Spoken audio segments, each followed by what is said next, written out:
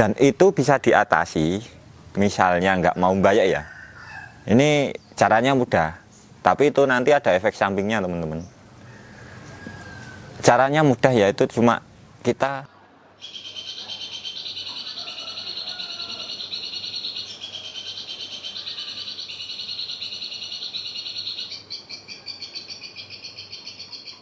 halo teman-teman. Sebelumnya kami ucapkan selamat Natal bagi teman-teman yang merayakannya. Oke, langsung saja ini kembali lagi ke Dunia Burung Channel. Kali ini kita mau membahas lagi soal burung cendet trotol. Kali ini yang akan saya bahas ini banyak sering terjadi itu di WA ataupun komentar YouTube. Nah, itu banyak yang bertanya, Mas, cendet saya trotolan kok masih bayek, atau umur segini kok masih bayek. Nah, di sini saya akan menjelaskan kenapa burung trotol itu masih bayek ya, karena kan burung cendet trotol itu ada fasenya loloh, fase bayi, fase apalagi lah, pokoknya banyak lah. Yang jelas ini yang saya akan bicarakan soal bayeknya itu. Baiklah, ini teman-teman, cendet trotol ini masih bayek. Nah, sebenarnya kalau menurut saya ya, cendet trotol itu di umur lepas loloh sampai dia mutasi, nah itu bermacam-macam karakternya. Karakter ada yang nggak bayek nih, misal umur 3 bulan 4 bulan udah nggak bayek, udah menata lagu ngeriwik-ngeriwik, itu ada juga yang umur berapa ya, 5 bulan itu masih baik-baik ada. Tapi kan semua itu tergantung dari karakter burungnya tersendiri. Jadi kita nggak bisa menyamakan. Misalnya aku ada trotolan ini umur 3 bulan, nah ini umur 5 bulan atau 4 bulan lah gitu. Yang 3 bulan ini nggak bayek, tapi yang ini bayek. Nah, itu karena karakternya berbeda. Dan itu bisa diatasi, misalnya nggak mau bayek ya. Ini caranya mudah, tapi itu nanti ada efek sampingnya teman-teman. Caranya mudah yaitu cuma kita jor jangkrik misalnya. Misal kita pagi 10, sore 10. Itu bisa jor dengan jangkrik, bisa lagi ditambah dengan EF lainnya, bom kroto lah, bom ular kandang lah. Nah, itu nanti nggak akan bayek teman-teman, jamin itu nggak pasti nggak bayek, karena kan perutnya selalu kenyang, terisi terus. Nah, itu kalau maunya seperti itu, nanti burungnya ya itu ada cocok atau enggaknya. Nah, ini cocok untuk burung rumahan, karena kan di rumah itu nggak perlu burungnya anteng, nggak perlu burungnya gimana ya, yang sama seperti di gantangan. Yang penting kan kalau di rumah itu bunyi setiap saat, apalagi ada orang datang bertamu itu bunyi, temen ngopi bunyi, pokoknya temen nyantai segala macam kan, kalau di rumah pasti bunyi gitu. Gacor dor, ibaratnya kongslet tapi di rumah. Beda halnya dengan yang dipakai buat lomba atau gantangan. Kalau untuk gantangan ini ya, ini pengalaman saya pribadi dan Mas Bambang juga pernah mengalaminya. Untuk trotolan itu dari waktu loloh sampai dia ngeriwik menata lagu, itu jangkriknya ada takarannya teman-teman, nggak sembarangan ngasih jangkrik. Biar nanti efeknya efek yang bagus, efek yang bikin seneng, nggak bikin pusing kan, ada caranya.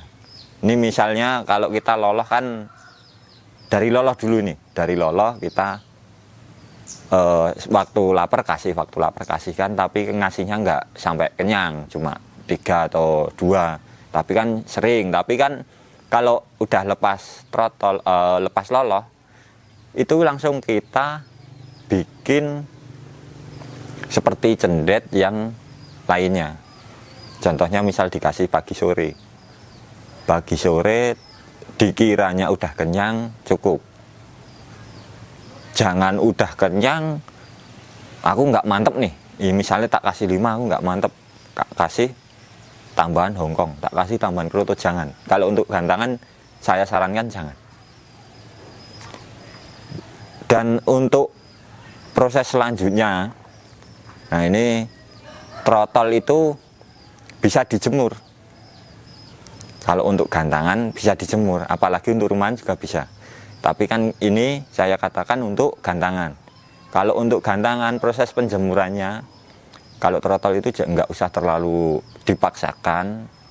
Sekiranya hangat tubuhnya si burung cendet trotol tadi, aku rasa cukup. Mungkin kalau cendet trotol itu nggak butuh panas, cuma butuh vitamin D-nya, vitamin alami untuk membentuk tulangnya.